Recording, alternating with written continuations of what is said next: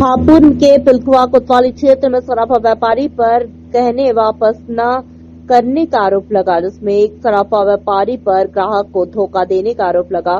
स्थानीय निवासी जुल्फिकार ने बताया कि 6 महीने पहले उनसे एक सराफा व्यापारी को 3 तोले सोने की चेन और झुमके मरम्मत के लिए दिए गए थे। हालांकि व्यापारी न तो गहने वापस किए और न ही कोई स्पष्ट जवाब दिया।